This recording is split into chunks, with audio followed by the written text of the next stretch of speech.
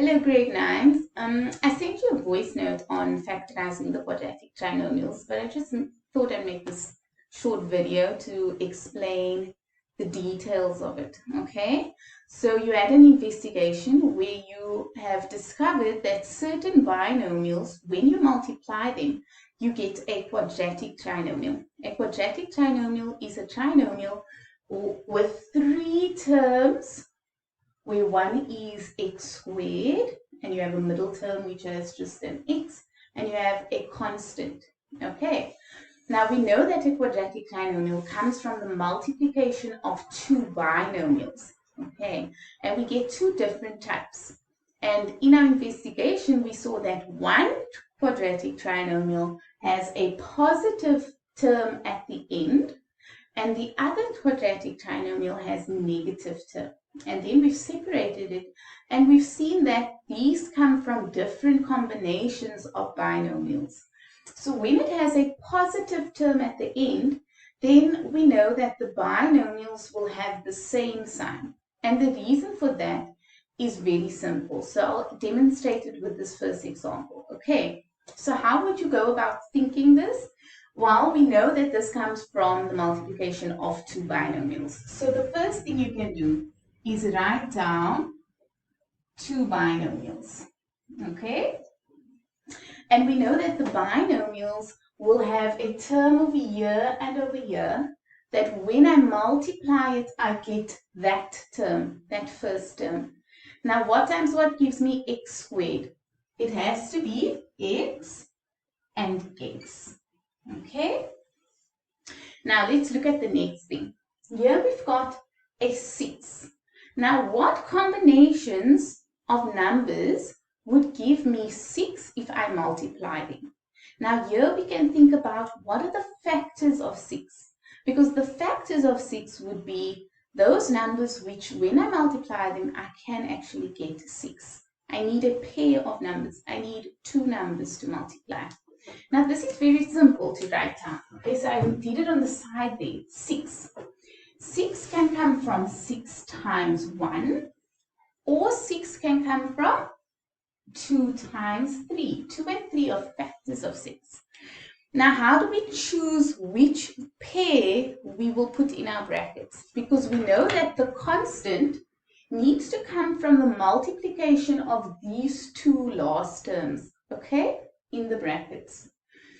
So now we need to look at the middle term, because the middle term tells me which pair to choose. Okay, if it's a case 1 quadratic trinomial, then I need to know that the factors, I must actually add those factors to get the value of the coefficient of the middle term.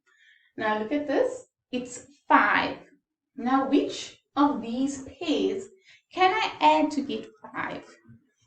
2 and 3, right?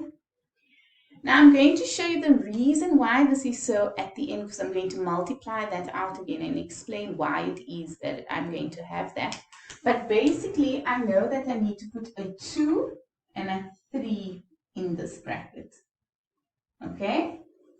The last thing is I need to figure out what the signs are. So in our investigation, we saw that when we have a case 1 trinomial, that the brackets will have either both negative or both positive.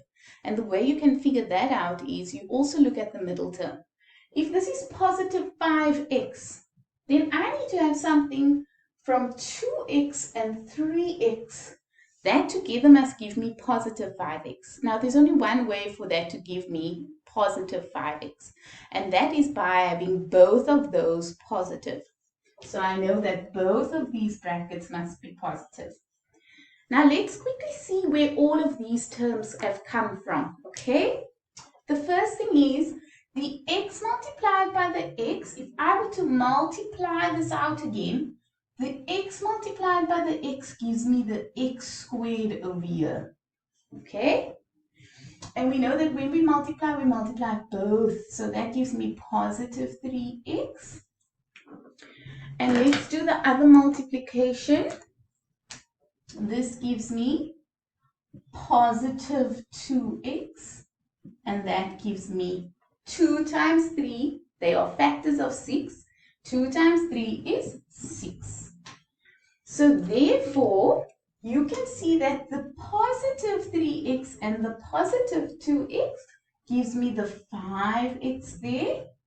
And the 2 times the 3 must give me the 6. Okay? And that is why I do this method. Okay? I'm basically thinking backwards. I'm thinking, what would have given me the 6 in that bracket? Which signs would have resulted in my middle term? Which values here would result in my middle term if I were to multiply it out? Okay, now I'm not going to multiply the next one out. I'm just going to do this one. Okay, I'm just going to factorize it. So let's factorize example 2. X squared plus 7x plus 6. Very similar to the above one because that's also plus 6. So we know the factors of 6 are going to be 6 times 1 and 2 times 3. Those are the pairs of factors that can result in 6 when I multiply them, right? Now, first thing you do, quadratic trinomials come from the multiplication of two binomials.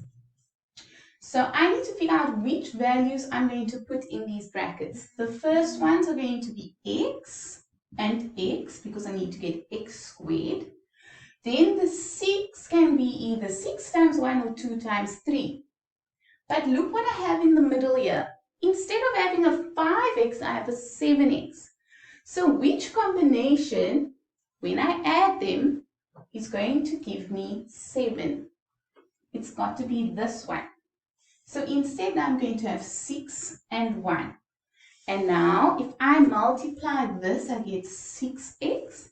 And if I multiply these two, I get 1x. So that means that both 6x and 1x need to be positive. And that's why I have both signs positive. Right? Now let's look at this last one. It's slightly different because it's got a positive 10, so it's a case 1 quadratic trinomial, which means that both signs in the brackets will be the same. And I must add the factors of 10 to get 7. So let's quickly do this one. So we're going to get two brackets, okay? We know that the factors of 10 are 1 times 10 and, yes, 2 times 5.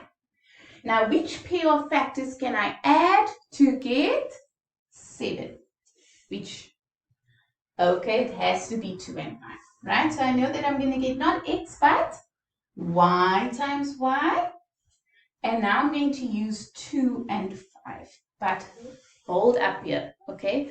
Because you can see that here I've got a negative 7y. Now, in order for me to get negative 7y when I multiply out, that means that the 2y that I get there and the 5y that I get there from this multiplication need to both be negative. That means that both sides are going to be negative. Okay? So that's how you would factorize a case 1 trinomial. These are the 3 examples from the notes which I have given you. Okay.